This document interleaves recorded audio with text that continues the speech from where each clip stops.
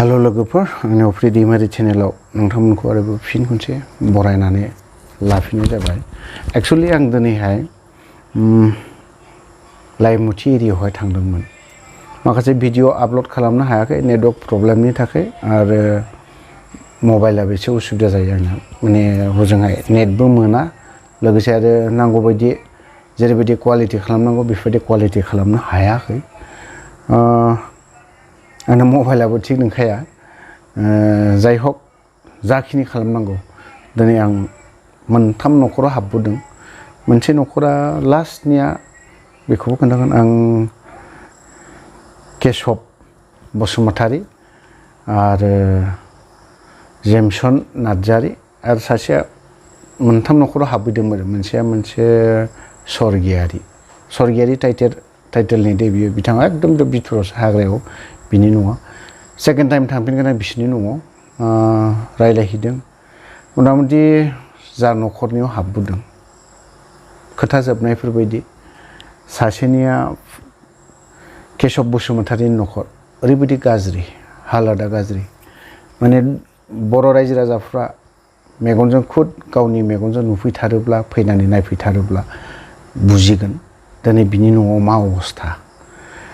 केशब बसुमतारीनि फिसाला गथ' गथायफोर, फिसाजो सासे दिनै ओरैहाय बहाबा हस्टेलावसो थायो होननानै बुंदों। आरो सासेबाव इउएन एकाडेमियाव फरायो, बिनि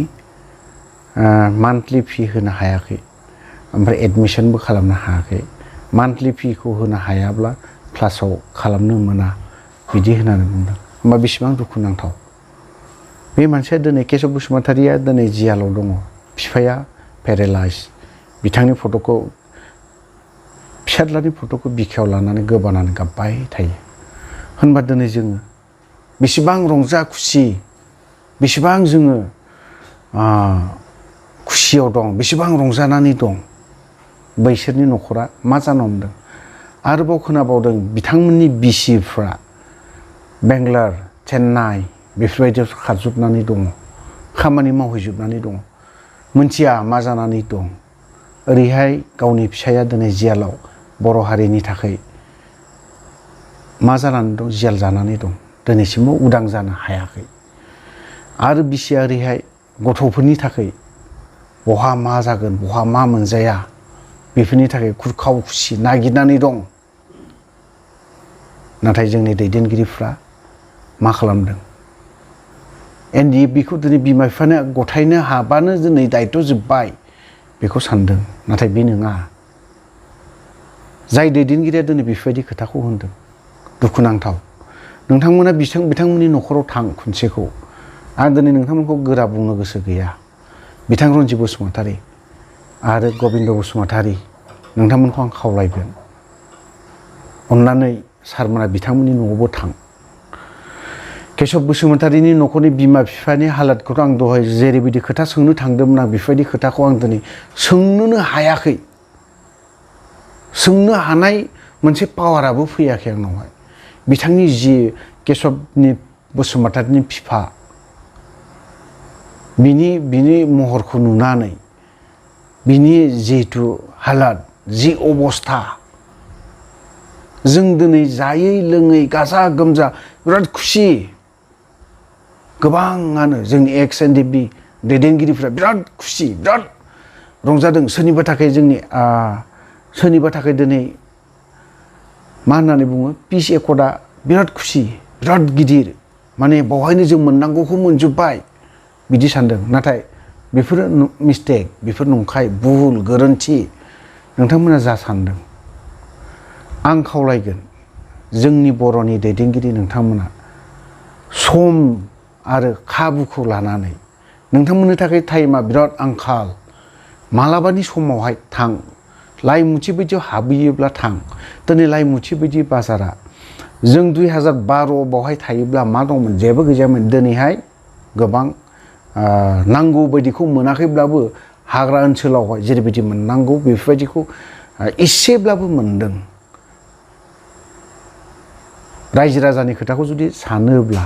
आरो बै केशब बसुमतारी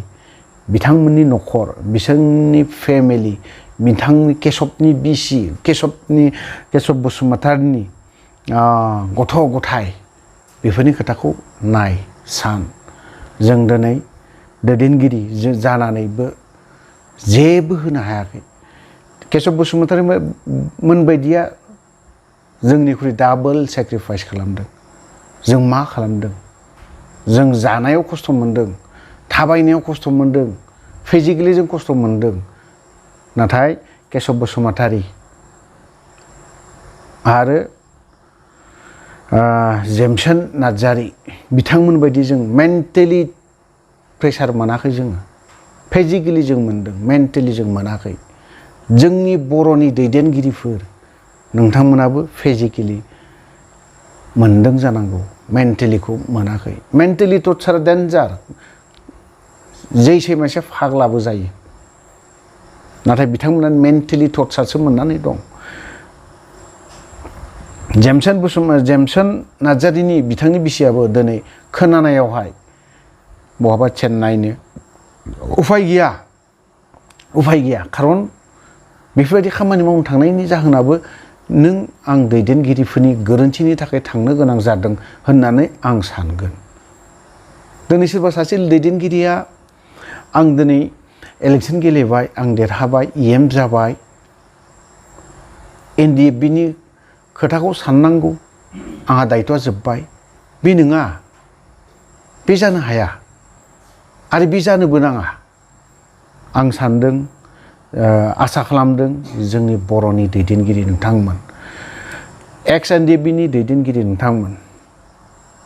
केशब बसुमतारीमोन बायदि जेमसन नार्जारीमोन बायदि गोबां जेल जानानै दं सोरबा फेक्सनानो जा सोरबा आर फेक्सनानो जा सोरबा दिनै दैदेनगिरि सोरबा पियानो जा सोरबा गुबुन फेक्सन जोंनि NDFBआथ' गोबां फेक्सन जादों नाथाय खिन्थु जों बेखौ हमथाबनानै लाबाय थायोबा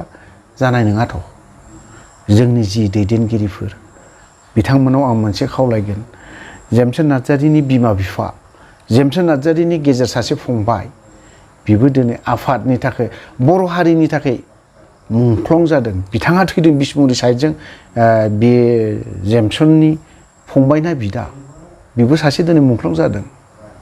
दुखु नांदों आं जाय बुस्थुखौ दिनै बुंनो हायाखै जाय बुस्थुखौ आं दिनै खोन्थानो हायाखै जेमसननि बिसियाबो दिनै गथ'आ दिनै क्लास 7 ना मा मोनबाय होनबा बे जेमसना दिनैहाय गावनि फिसाखौ नायनो लुबैया मा दैदेनगिरि नोंथांमोना अनलि गावनि खोथाखौल' सानबा जागोन नामा बिथांमोननि खोथाखौबो सान बिथांमोननि खोथाखौबो सिन्था खालाम अनलि नोंथांमोना आं खावलायगोन नोंथांमोन दैदेनगिरिफोरखौ नोंथांमोना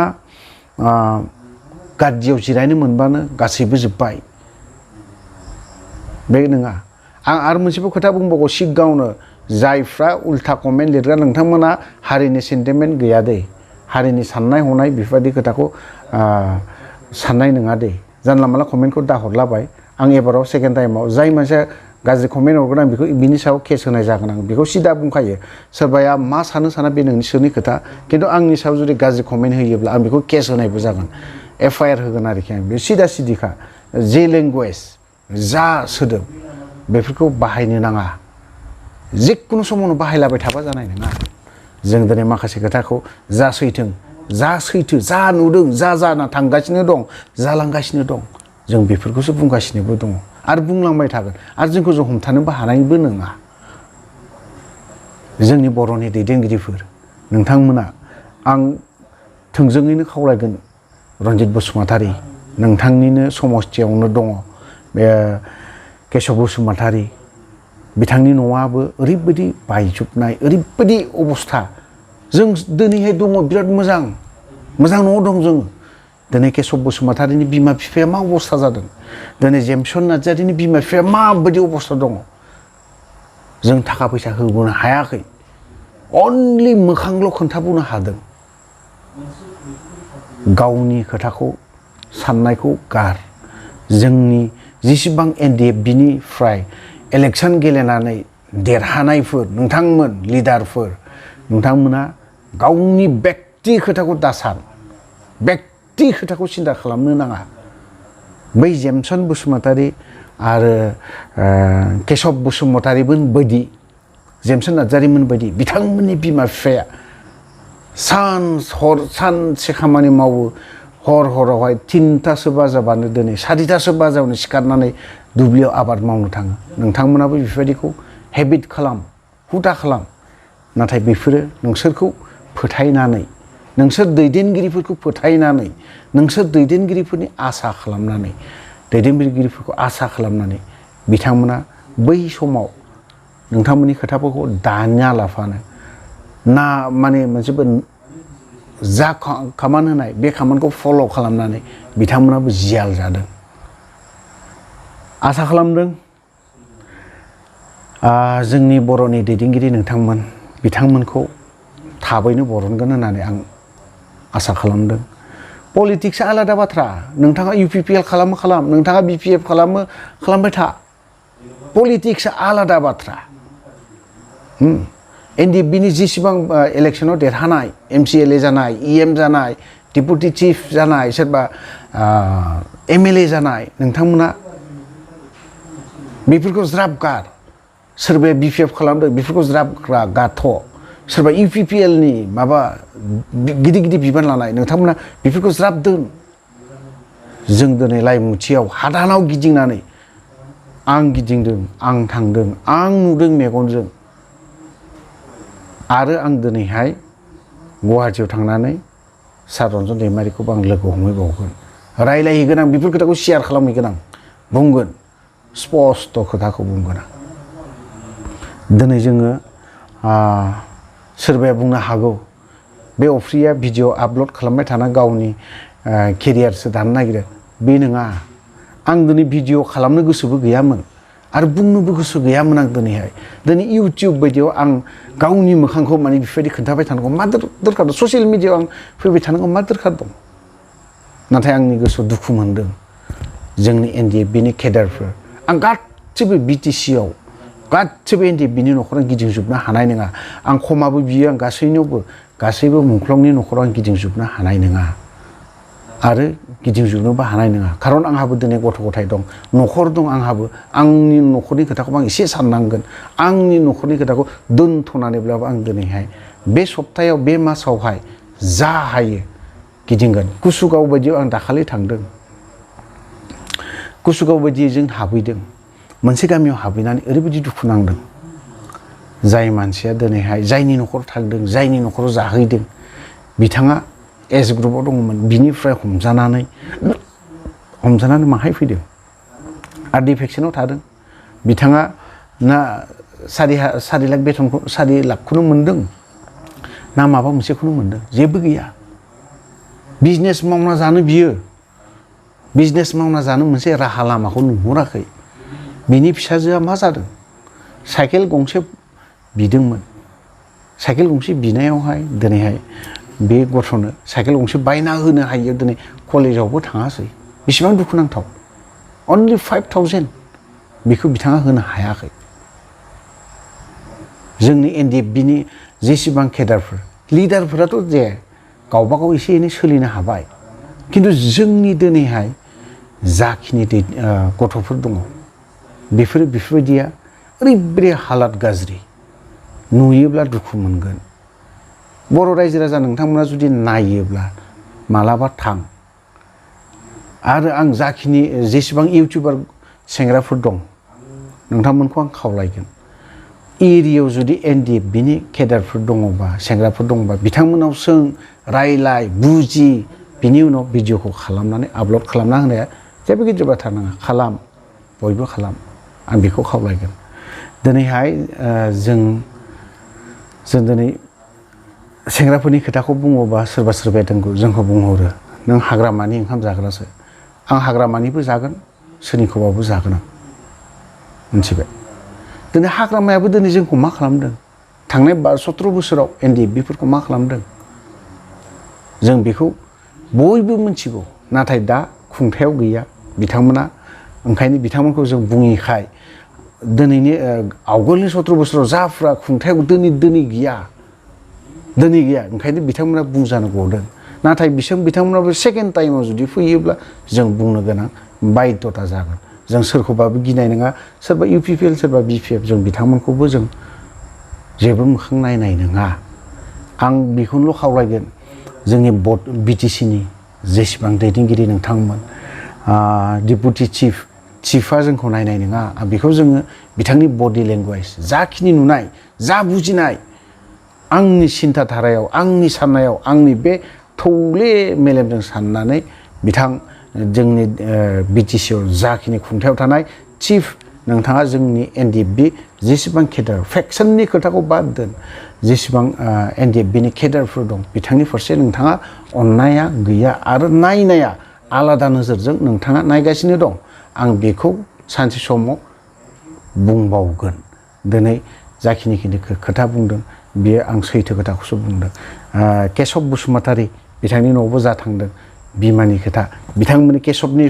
फेमिलिनि खोथाखौ हाबनो थाङोबा बिराद गिदिर बाथ्रा बिराद गुवार जागोन आं दिनै बुंजोबनो सानाखै केशब बसुमतारीनि फेमिलियाव आं सिङाव हाबनो सानाखै बिथांमोननि फेमिलिनि सिङावहाय बिराद गाज्रि जानानै दं आं दिनै फोसावदों दिनै बेफोरबायदि गाज्रि जानाया सोरनि थाखाय जादों NDFB नि दैदेनगिरिफोरनि थाखाय जादों दैदेनगिरिफोरा दिनै थिग दैदेननो हायाखै दिनै पिस एकर्ड जादों होननानै दिनै पिस एकर्ड जाखांनायनि उनावहाय गथ'फोरखौ मा खालामनानै ओरैनो हगारजोबनानै होदों थां नोंसोर मा मावना जायो जा सिखाव खावना जायो दाखायथि खालामना जायो नोंसोरनि गोसो बेफोरबायदि खालामजोबनानै होदों दिनै बेफोरबायदि खालामा लाफानो मोनसे सिस्टेम जुदि खालामनानै होयोमोनबा दिनै जोंनि गथ'फ्रा सोरनिबा फेमिलियाबो डिस्ट्रय जानाय नङामोन आं बेखौ साननानै बुङो आं बेखिनि खोथाखौ सानो जोंनि दैदेनगिरिफ्रा अनलि आफादा माला बायगोन माला डिसबेन्ड जागोन माला गथ'फोरखौ हगार सावजोबनानै होनो हागोन बेखौल' सानदोंमोन नाथाय बियो बिराद गोरोन्थि जादों बे बिराद गिदिर गोरोन्थि जादों दिनै केशब बसुमतारी जेमसन नार्जारी बिथांमोननि फेमिलिया मा अबस्था जादों बेफोराव मालाबा हाबफेरदोंना जोंनि बर'नि दैदेनगिरि नोंथांमोना डिपुटि चिफ केबिनेट मिनिस्टारफोर आरो ओमफ्राय जायफ्रा MCLA EM नोंथांमोना सानफेरदोंना ओरैनो जानला मोनला सोरखौबा थै गैयै होनना बुंबाथ' जानाय नङाना बेफोरबायदि न'खराव हाबै नोंथाङा जुदि थै दङब्ला बिथांमोननि फारसे अननाय दङब्ला बर' रायजो राजानि फारसे जुदि नोंथाङा अननाय दङब्ला केशब बसुमतारीनाव थां जेमसन बसुमतारीनाव थां रन्जित बसुमतारी आं नोंखौ रोखायै बुंगोन नोंथाङा थां लाइमुथि बायदियाव साबेसे दिनैहाय मुंख्लं जादों लाइमुथि बायदियाव लाइमुथिनिफ्राय साबेसे जेलाव दङ नोंथाङा नायहै उदिस लाहै सोंहर नों मोनथिया लाइमुथियावहाय सोरबा सासे गोरों मानसिखौ लिंहरनानै नोंथांमोननि UPPL नि अफिसार लाइमुथि बाजार खाथियाव दं नोंथांमोना UPPL नि दैदेनगिरिफोरखौ लिंहरनानै सों खबर ला मा अबस्था जानानै दङ बिनि उनावहाय नोंथाङा बुं सोरबाया थै थानाय थायैनि खोथाखौ बुं सोरबाया उदैनि खोथाखौ सिन्था खालामबाय थाग्राफोरखौ बुं जों दिनै गावनि उदैखौ सिन्था खालामा आं नोंथांनि बारै माखासे बेकग्राउन्डनि खोथाखौ उइदिन सर्ट पिरियड सप्ता खनसेनि गेजेराव आं बुंगोन नोंथाङा लाजि मोननानै लाब गैया सिदा खोथाखा थ' लोगोफोर आं भिडिअखौ बारा गोलाव खालामला बेखिनियाव दोनथ'नो सानबाय जय बर'